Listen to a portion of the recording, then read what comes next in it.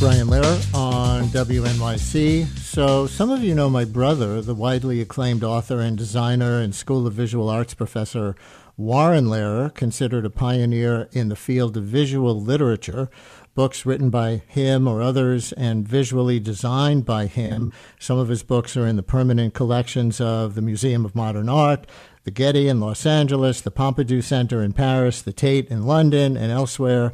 The New York Times wrote that in Warren's books, quote, words take on thought's very form, bringing sensory experience to the reader as directly as ink on paper can allow.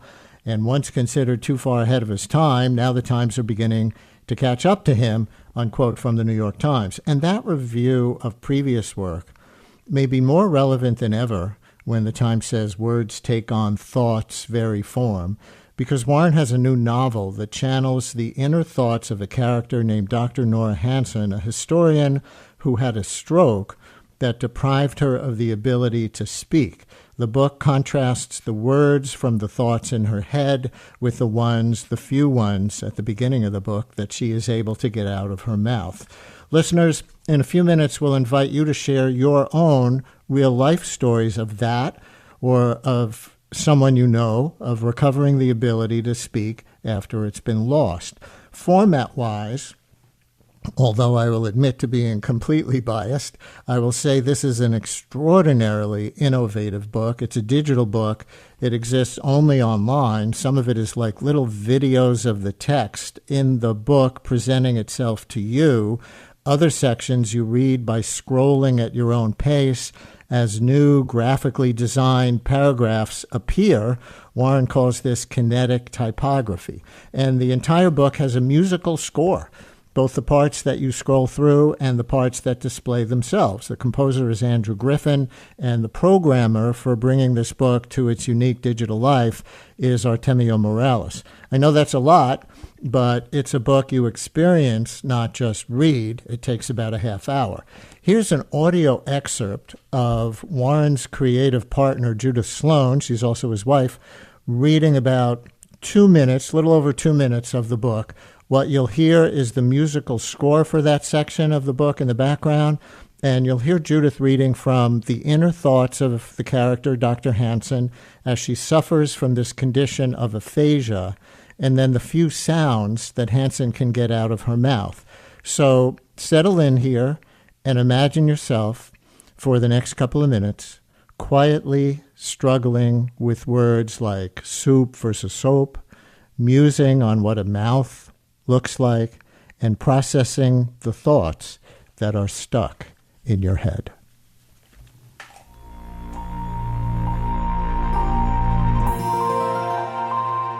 Oh boy, so many different words to tell. It's unthinkable. Sometimes ordinary words won't show themselves. They hide in the shadows or send out decoys. Sometimes difficult words are snap, pentamento, Cartesian, palimpsest. No rhyme or reason. Inside, 95%. Pictures, memories, feelings. Very vivid, crisp as toast. Then open mouth, garble, garble, garble, garble, garble, garble, garble. All jumble up. From the outside, mouth, small dark hole. Lipstick lips, not such a terrible looking thing. Inside, hugely dark cave, cavernous place for words to hide and float around and get lost in. Picture in mind's eye, instant recognition, whole. Then reach for a word and reaching, know it's there. Can't grab hold of right one. Sometimes just reach for a simple word like soap. End up with soup, or suppose, or pose, or have to take very way long around like pump thing liquid gooey clean. Difficult, not so much anymore. But still not yet perfect. Where was Soap hiding? In the pitch black room. Biggest, darkest room I ever lived in. All the furniture strewn about like burglar broke in and wreaked havoc. Took gravity, too. Some words I know where they are. Snatch right away. Some I trip over. Stub tongue. Often in front of company. Often in front of company, the embarrassment of not being able to speak like you used to in front of other people, right? That excerpt from Riveted in the Word, one of two new books being released by Warren Lehrer this week. The other is a physical book called Jericho's Daughter, a visual reimagining in words and design of the Joshua story of the Bible as experienced by the character Rahab. Warren joins us now to talk about Riveted in the Word, along with, for scientific and medical context, Dr. Laura Boylan, M.D., Bellevue Hospital neurologist and adjunct professor in the neurology department of the NYU Medical School. She has seen the book. She has treated countless stroke and aphasia patients and has her own personal experience with brain trauma as well, and she knows how treatment and rehabilitation have evolved. Hi, Warren and Dr. Boylan. Thanks for giving us some time. Welcome to WNYC. Thank you, Brian. Hi, Brian. Thanks for having us. And listeners, just as we usually do here around this point in the show, inviting your personal experiences about things in your lives, we will do that right now for anyone who has had a stroke or other brain trauma that robbed you of your ability to speak in the way you had before, or if someone you know and love has been in that position and you want to talk about them. Like with many of our call-ins, we hope sharing your experience might help someone else currently going through something or might in the future. So what was it like, listeners, to realize you couldn't talk? And what helped you recover the ability as much as possible? 212-433-WNYC, 212-433-9692. This can be a story about yourself or someone you know. To repeat those choices, you heard some of that struggle acted out in the clip, right? Not a question you hear asked on call-in shows very much, but here it is. What was it like to realize you couldn't talk, and what helped you recover the ability as much as possible? 212-433-WNYC, if this happened to you, or tell a piece of a loved one's story, or other medical professionals you can call in too and talk about what works, which will be part of our conversation here. Neurologists, speech pathologists, anyone want to contribute a story or a technique for recovering speech, 212-433-9692, call or text. So, Warren, what gave you the idea for this subject and for presenting it in this very unusual interactive format? Well, the text is inspired by Willie Lee Rose, who is a brilliant American historian, professor of American history, who I interviewed back in 1998 about her recovery from a massive stroke, which she had had 20 years earlier, and her experience with Broca Aphasia, which is a kind of aphasia that affects your capacity to use language, even though you have all your memories, ideas, desires, and intelligence that you had before, but you don't have the language to communicate any of it.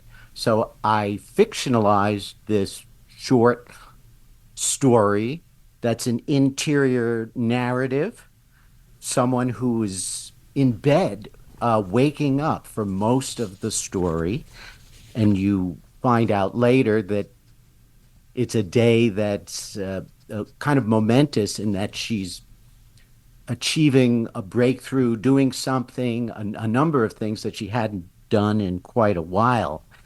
And I decided to set it digitally as an electronic book to create an environment for the reader where it's as if you're inside her mind as she's recalling her journey, regaining language and that struggle of searching for words and having these memories and these ideas, and yet not being able to articulate it for so long through speech, particularly, and but having come a long way through rehabilitation. Right, and even that was reflected in the clip, the struggle, as well as the character was saying better than it was. Dr. Boylan, can you explain or describe the specific condition the character, Dr. Nora Hansen, is experiencing here,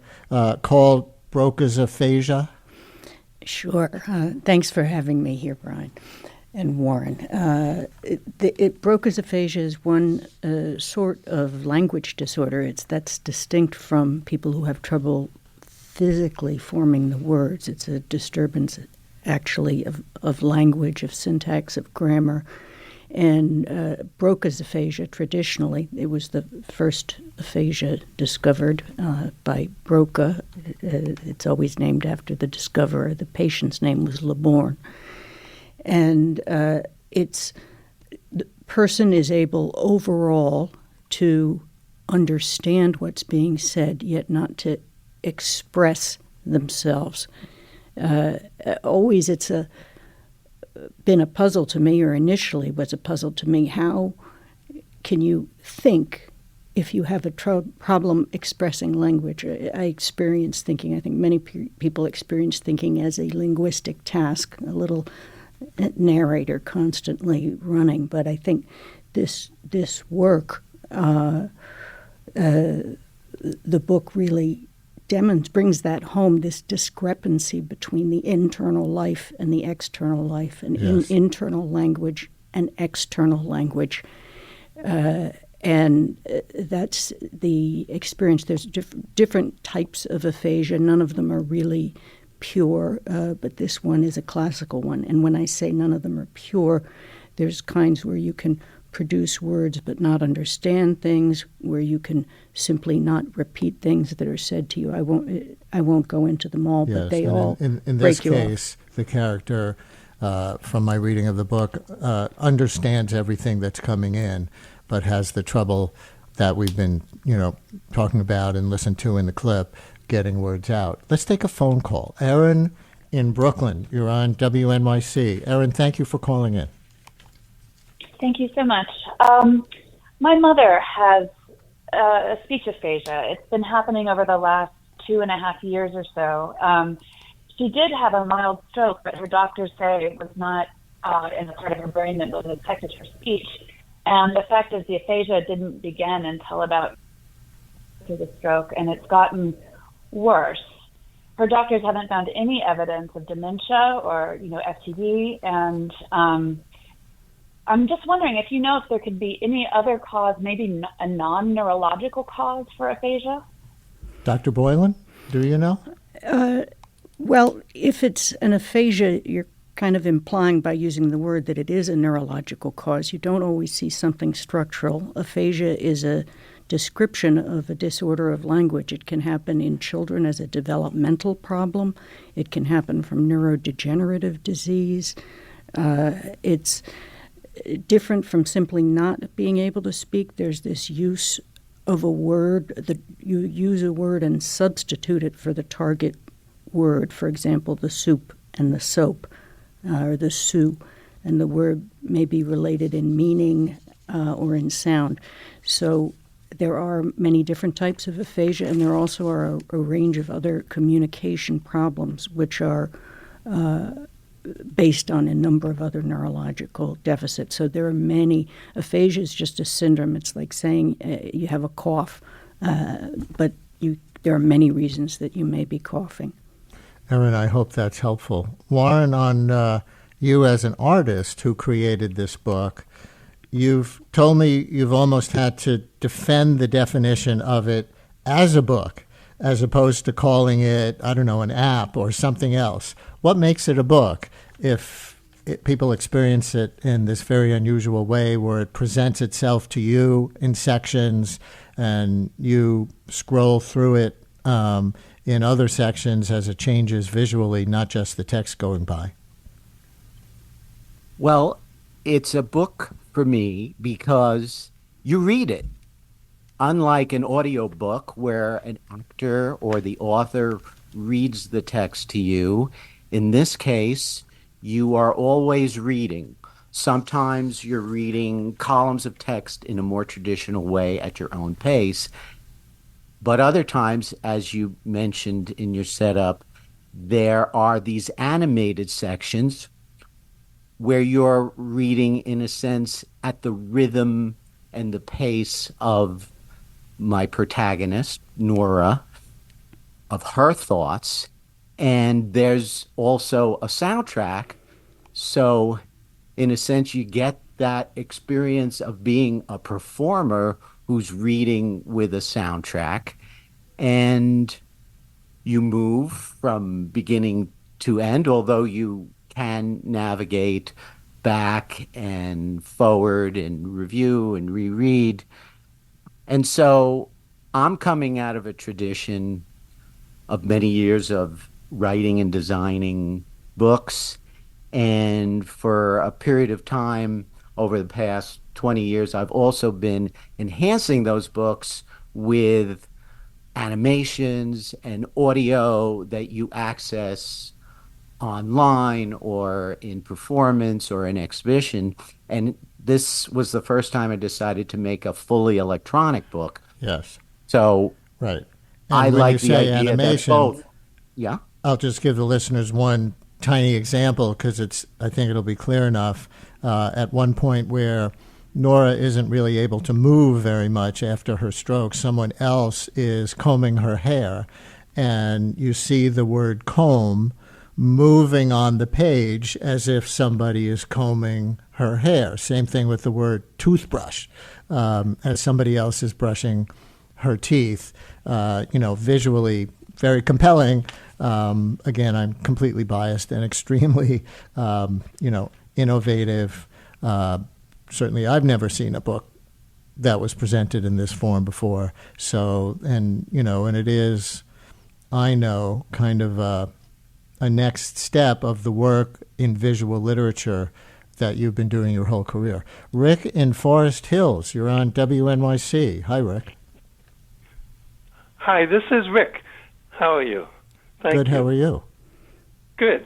So I had a stroke. I had a massive heart attack 2 years ago, and then a month after that, I had a stroke, and they didn't get the dosage of Coumadin exactly right, and blood thinner. And so what happened was I had a blood clot that went to the part of my brain that controls speech. And so for about 2 weeks after that stroke, and by the way, the surgeon saw the image of my brain and removed the blood clot, which saved my brain from being further damaged. What was the experience like for you of not being able to speak during that time, while still being able to think? Right. So I was able to speak, but very slowly, and I had to kind of visualize the words as I was, right before I would speak them. I had to kind of sound out the syllables. I remember the word vocabulary. I couldn't actually say it during those first couple of weeks, and so I had to kind of visualize it and then say out each of the syllables. I was thinking the five syllable words were very difficult at that point, like Venezuela. I still have trouble problem with it. Rick, thank you very much for sharing that experience. I think it probably took a little bit of courage to call in with that experience. And Dr. Boylan, there's a description in the book of how the character Nora communicates yes or no before she can talk again. Little movements of the eyebrows for yes, clenching her teeth for no, a number of other ones.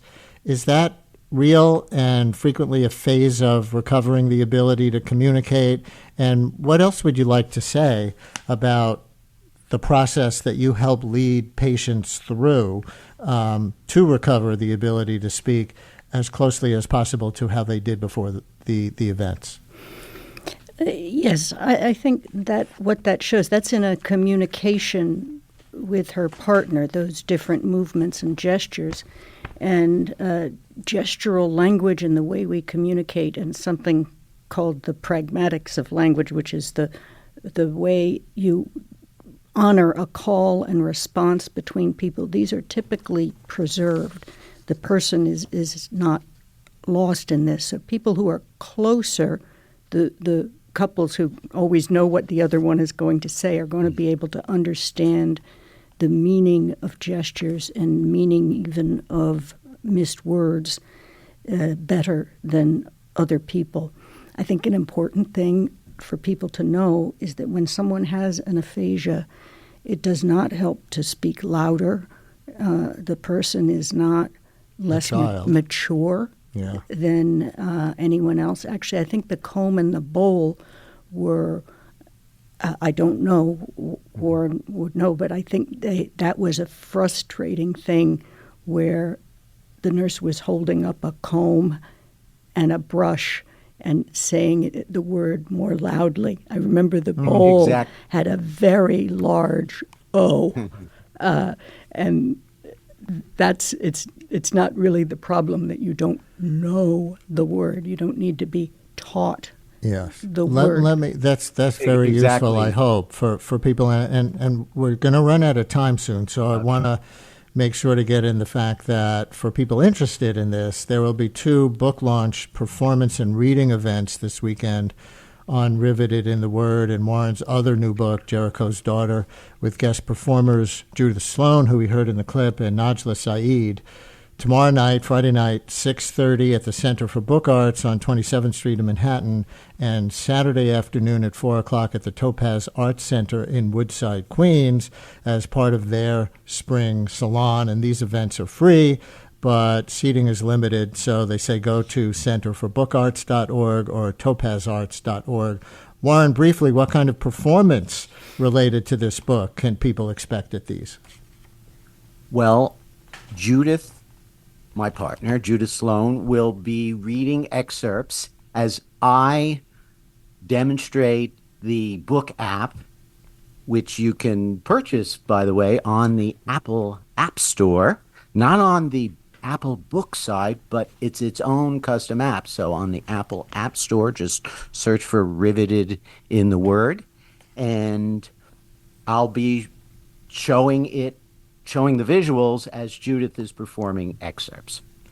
And in our last 30 seconds, Dr. Boylan, could a book, just as you were giving some direction, I think, to loved ones of people suffering from this kind of difficulty communicating, could this book be useful for family members dealing with how to relate after a loved one's stroke?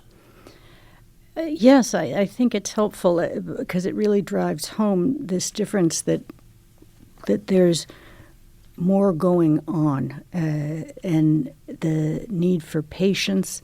I think the text is a particularly useful way to communicate aphasia to the non-aphasic because it's easy to miss the missed words, and seeing the text makes you more aware of the relationships between what somebody wants to say and what they are saying. I think it's obviously, well, not obviously, it can be hard for people with aphasia to read and write, but for their friends, I think it gives insight. Warren and Dr. Boylan, thank you. And callers, thank you for your courage once again to share some difficult things. Thank you so much. Thank you.